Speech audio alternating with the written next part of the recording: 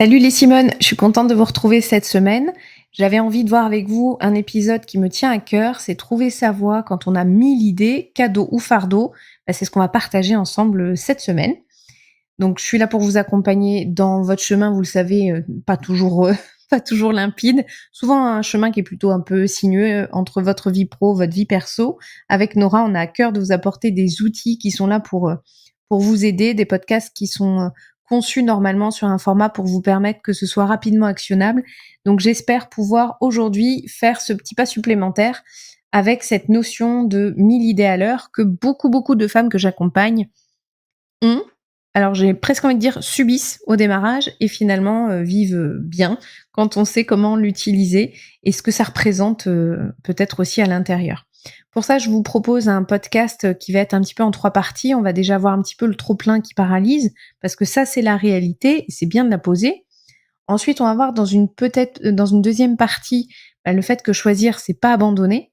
Et dans une troisième partie, je vais être un petit peu plus sur comment est-ce qu'on reprend la main, quel outil je peux vous proposer, quelles suggestions je peux vous faire pour aller reprendre la main quand vous faites partie de ces gens qui ont plein d'idées, qui ont peur de choisir, qui ont peur de se dire que peut-être leur curriculum vitae est un petit peu décousu et qui ne savent pas comment reprendre la main là-dessus.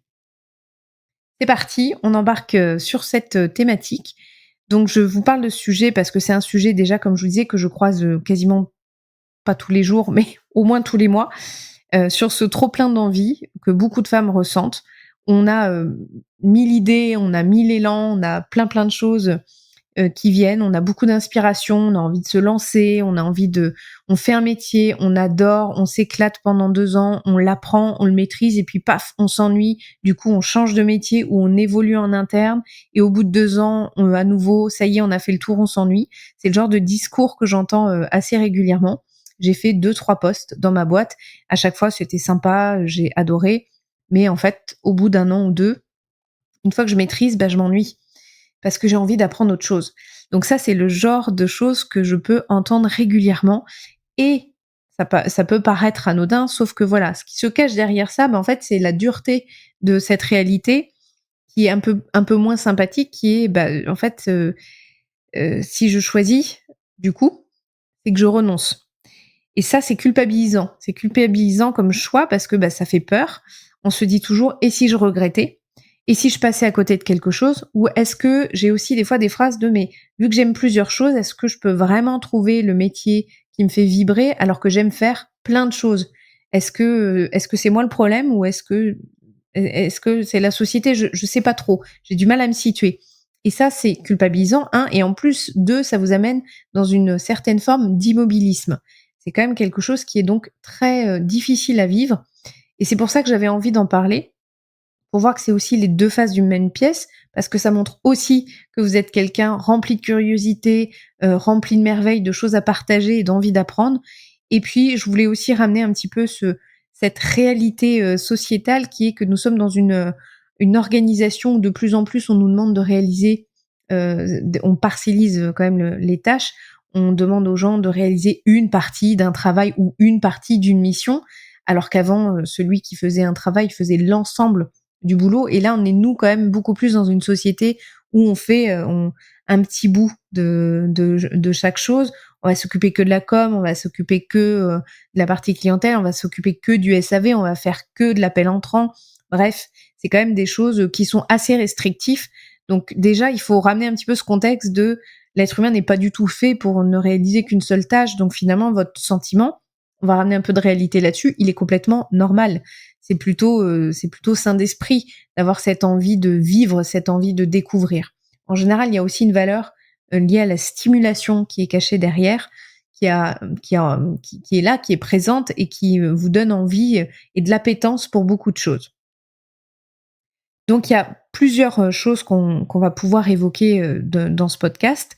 Il y a plusieurs façons aussi de semer des graines pour plus tard, de garder un lien avec vos projets qu'on peut pas toujours concrétiser aujourd'hui, ça c'est vrai, mais je vais vous illustrer un peu aussi pour voir comment est-ce qu'on peut le faire.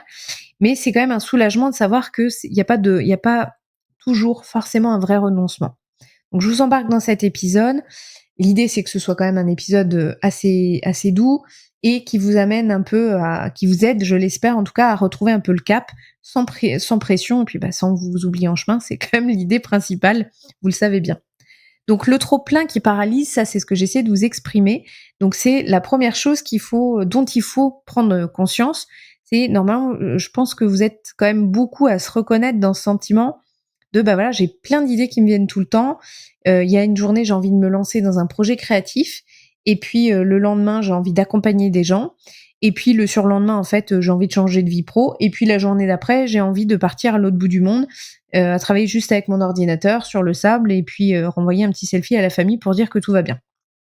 Je pense qu'on est quand même, il y a quand même beaucoup de femmes qui peuvent se reconnaître, dans ce profil. Alors peut-être pas à l'extrême, on est d'accord, tout le monde n'a pas envie de finir à Bali, mais il y a quand même pas mal de gens qui peuvent se sentir concernés. Et ça, c'est vrai que c'est stimulant et c'est vivant, mais ça devient très vite trop pour les gens qui le ressentent, qui le vivent et qui l'éprouvent. On peut même parler du coup d'éprouver. Et c'est une richesse, comme je l'ai dit, c'est quand même une richesse intérieure parce qu'en fait, c'est un flot d'idées, mais la contrepartie, c'est que ça peut finir par vous épuiser. Cet excès de réflexion peut finir par vous épuiser. Et donc, en général, quand vous en êtes là, vous commencez toutes à ralentir, à procrastiner, à culpabiliser et à vous dire que finalement, vous n'arrivez pas à concrétiser quoi que ce soit. Et on se retrouve des fois avec plusieurs projets qui sont lancés, mais qui sont pas terminés. Je commence un bouquin, mais j'ai pas terminé. J'ai commencé à faire des savons, mais j'ai tout mon attirail, tout mon matériel qui est stocké. J'ai 4 boîtes créativité chez moi, et puis finalement, j'ai terminé aucun de mes projets. Bref, on peut se dire, mais en fait, je suis assez instable. Est-ce qu'on a le sentiment un peu de crainte au niveau professionnel? Parce qu'on pourrait se dire: «Bon, c'est pas tant grave, peut-être c'est pas tant important que ça». Mais le problème, c'est qu'au niveau professionnel, ça a un impact aussi, un impact, qui est pas des moindres, puisque ça pour vous en tout cas, c'est: «Oui, mais du coup, je reflète de l'instabilité» et ça, c'est quand même très gênant parce que quand j'ai mon CV, on voit pas le bout, on voit pas, je passe un peu du coq à l'âne et c'est difficile de me vendre professionnellement. Donc, j'ai l'impression que quand je m'exprime, du coup, c'est pas clair et accessoirement, donc, je ne sais pas me vendre. Ce qui peut arriver, c'est aussi, du coup, dans les entretiens d'embauche, j'ai du mal à me vendre. Si on me parle d'un métier, ça va, mais dès qu'on commence à décortiquer mon CV, je suis presque pas très à l'aise avec cette variété d'expériences et je me retrouve un peu coincée et assez mal. Donc, en réalité, il n'y a pas de problème de motivation ou de discipline, c'est un problème de tri. Et donc, le problème, c'est apprendre à poser le cadre, à trier. Donc, quand je vous ai entamé la discussion sur ce podcast, pardon, je vous ai dit, on va voir aussi le deuxième point qui est important, c'est que choisir, c'est pas abandonner. Et là, je vais tout de suite donner mon avis personnel sur ça. Et là, vous allez voir que la différence est importante. Choisir, c'est renoncer. Donc clairement, pour moi, choisir, c'est renoncer. C'est comme ça. Par contre, choisir, ça n'est pas abandonner. Et ça, c'est une énorme différence. Ce qui rend le choix difficile, c'est parce que ça active quelque chose d'émotionnel chez vous. C'est la peur du renoncement. Mais si on se dit, là, je lui dis pas adieu, je le pose, c'est juste, je ne le choisis pas maintenant. J'attends, des fois, c'est j'attends le déclic, j'attends la bonne idée ou j'attends le bon moment. Ça, j'attends le bon moment, je crois que c'est une des phrases que j'entends le plus. Moi, je vais te proposer en fait d'avancer d'une autre façon, une autre façon de voir les choses. Renoncer à quelque chose maintenant, c'est pas forcément, comme je vous ai dit, l'abandonner. Donc c'est parfois juste le mettre de côté pour mieux y revenir. Et il y a une façon d'y revenir pour que ce soit efficace et que ce soit utile finalement. Et donc vous n'êtes pas obligé de choisir non plus une seule chose et d'oublier les autres. Ce que vous pouvez faire, c'est prioriser, planifier et garder le lien. Première chose, c'est vraiment important, c'est de les poser par écrit. Ça, c'est la base. Parce que à partir du moment où les choses sont écrites et sont posées, elles peuvent aussi exister davantage. Je vais vous donner un exemple. Si vous rêvez de monter un projet perso, mais vous avez vos enfants qui sont petits, j'ai beaucoup de femmes qui ont cette problématique-là en particulier, donc vous n'avez pas l'espace mental, ou le matériel ou l'argent, pour y consacrer, enfin pour vous y consacrer, pardon. Là, ça peut être, OK, c'est pas le bon moment, là, tout de suite, mais ça veut pas dire jamais. Je peux peut-être y revenir à un certain moment et là, vous plantez les graines dès maintenant. pour ça que je vous disais, il faut absolument vous outiller, il faut commencer à le poser par écrit, parce que vous pouvez commencer à travailler, à œuvrer déjà pour votre projet. Quand on fait une transformation, ça nécessite beaucoup d'actions. Donc si vous avez la chance, pour le coup, là, ça devient une chance de pouvoir les poser, de poser plusieurs jalons, plusieurs graines au fur et à mesure, ça va devenir nettement plus confortable. Vous allez déjà vous créer des opportunités, vous allez vous créer des occasions. Et ça, c'est quand même très important et extrêmement sympathique. Dans les choses que vous pouvez déjà mettre en place, il y a la possibilité peut-être déjà, alors soit d'acheter des livres ou les louer les emprunter, pardon, en bibliothèque. Vous n'êtes pas obligé d'avoir la nécessité d'utiliser des fonds pour ça. Vous avez aussi des petites formations gratuites que vous pouvez commencer à faire, qui pourraient être en lien déjà avec votre thématique ou le sujet dans lequel vous voulez vous engager. Vous pouvez aussi vous engager bénévolement déjà dans un domaine connexe, dans quelque chose d'un petit peu voisin, d'un peu cousin, et ça c'est important, ça va vous aider à travailler déjà le capital symbolique de votre projet, et vous allez voir que vous en aurez largement besoin quand vous serez prête à entamer vraiment des démarches beaucoup plus actives. Et puis vous pouvez aussi réaliser déjà des enquêtes métiers, des gens qui vous inspirent, qui le font, qui pratiquent déjà peut-être ces activités. Je vous rappelle, et je vous mettrai le lien sous la vidéo, qu'on a fait un épisode sur comment réaliser des enquêtes métiers. Vous pouvez vous en servir pour peut-être avoir déjà une idée de questionnement qui pourrait être utile et que vous, une fois de plus, que vous notez et que vous gardez et que vous commencez à compacter. Voilà, ça c'est déjà une première chose. Et maintenant sur par où commencer, maintenant que tu sais que déjà tu pas trop et que tu pas instable, mais il y a juste beaucoup d'élan dans ta vie, beaucoup d'élan dans ta tête et c'est peut-être une bonne chose. La question souvent c'est: «OK, mais par quoi je commence?» Et ben là, du coup pour ça, il faut un outil. En général, il faut une boussole, c'est pour ça que je vous parlais de prioriser. L'ikigai est, à mon sens, un très bon outil qui peut entrer en jeu à ce stade-là de votre questionnement. D'autres outils peuvent être intéressants, mais ou l'utilisation notamment de la méthode SMART pour poser vos objectifs. Ça peut être très bien. Donc pour rappel, les objectifs SMART, c'est des objectifs qui vont être réalistes, qui vont être réalisables, qui vont être posés dans le temps. Ce sont des petites actions qui vont être mesurables aussi, c'est très important. Donc ça, c'est très très bien. Si vous avez d'ailleurs une certaine forme d'autonomie, vous pouvez tout à fait créer une grille avec des objectifs SMART et puis vous dire, bah, ça y est, je commence à préparer 2-3 de mes projets qui me plaisent, mais que je peux pas tout faire en même temps, comme ça sur plusieurs moments. Sinon, vous pouvez utiliser des outils comme je vous disais, éventuellement l'ikigai. Donc c'est pas une baguette magique, mais c'est une méthode qui est claire et qui est structurée et elle est assez douce. Elle vous permet cet étalement comme ça, temporel. Et ça va vous permettre de mettre à plat, bah, ce que vous aimez vraiment faire, ce pourquoi vous êtes doué, ce dont le monde a besoin et ce pourquoi vous pourriez avoir une utilité et être payé aussi. Ça, c'est ce que l'on travaille dans cet outil d'ikigai. Donc c'est une clarification de toutes ces dimensions. C'est pour vous ramener un petit peu le contexte. Et ça vous aide à formuler un projet ou à formuler au moins une direction et à prioriser en fait les choses qui vont être importantes. Parce que quand on aime plein de choses, il y a aussi plein de choses qu'on n'aime pas. Donc c'est important de revenir sur l'essentiel. Qu'est-ce qui m'anime vraiment dans tous les projets qui me stimulent? Qu'est-ce qui vient vraiment réveiller chez moi quelque chose d'intéressant? Donc, quand vous êtes sur ce moment de formulation, il y a quand même toute une étape à décortiquer quand on a plusieurs projets. Donc nous, avec Nora, ce qu'on vous propose, si vous le souhaitez, c'est qu'on a créé une formation, Destination Ikigai, donc en 7 jours. On l'a décomposée pour que ce soit quelque chose de facilement actionnable, de suffisamment souple dans votre emploi du temps, pour toutes celles qui ont une multitude d'idées notamment. Et ça t'accompagne comme ça, étape par étape, dans tes exercices de recherche. On t'aide à avancer petit pas par petit pas de façon autonome à ton rythme.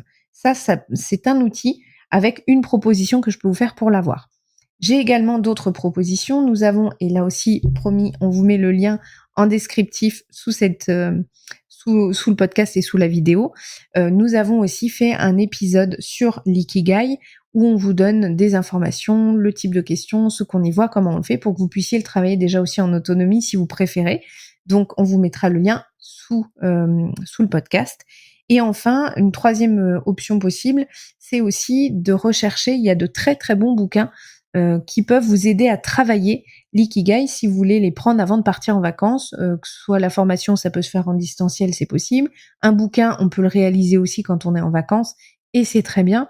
Donc il y a des bouquins qui sont vraiment très, très bien pour vous aider à, savoir quel type de questions, comment est-ce qu'on passe, un peu tous les filtres pour revenir un peu à l'essentiel et vous aider un petit peu dans tout cette multitude à ramener un petit peu, cet effet d'entonnoir.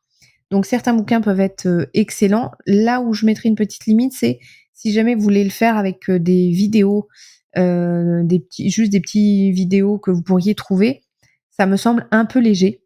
L'ikigai, c'est quand même un outil qui demande de la réflexion, de l'introspection, des questions guidées, comprendre aussi l'intérêt des questions, comment est-ce qu'on les prend en main.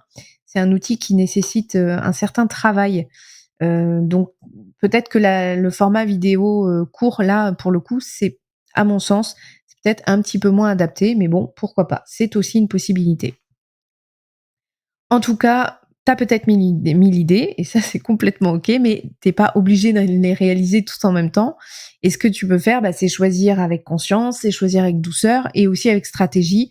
Vous savez bien que c'est un peu mon leitmotiv, c'est toujours de mêler quelque chose qui vous ramène à vous et en même temps de vous proposer des outils stratégiques pour savoir quelle direction prendre et comment faire en sorte que ce projet, il puisse prendre vie. Parce que c'est quand même l'objectif, sinon on passe son temps à avoir envie, à rêvasser et puis à passer peut-être aussi à côté de sa vie et ça, c'est un peu dommage. Donc vous pouvez poser vos projets, dire peut-être pas maintenant, mais je ne t'oublie pas et c'est pas un abandon, c'est juste une danse avec le temps. Je trouve que cette formulation, elle explique bien ce que ça peut être. Et en attendant, je vous ai donné des outils pour préparer le terrain, vous former doucement, lire, écouter, rencontrer des personnes, réaliser des enquêtes métiers avec des outils éventuellement qu'on a, pour vous à disposition. Vous engager, dans des actions pardon, bénévoles, c'est tout à fait possible aussi. Sinon, nous avons, comme je vous l'ai dit, une formation, destination Ikigai, 7 jours pour paver le chemin de ta nouvelle vie pro avec des vidéos, des bonus, des exercices, un book à réaliser et nous serons ravis de vous accompagner dans ce cheminement personnel. Et comme j'aime bien mettre une petite action toujours en fin de podcast, c'est un petit peu notre, je pense notre signature, eh bien, j'ai une petite action un petit peu sympathique, à te proposer puisqu'on est en période estivale et pour le lancement de notre formation, on a décidé de lancer un jeu concours avec Nora et donc vous pouvez vous inscrire, il suffira de nous suivre sur Instagram.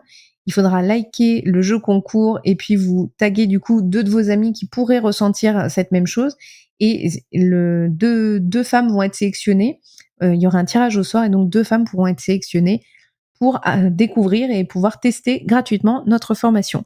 Donc cette petite action, elle est simple, elle est gratuite et elle mange pas de pain. Ça peut être l'occasion pour vous d'avoir un petit cadeau d'été pour vous et pour une de vos copines, donc ça peut être sympa.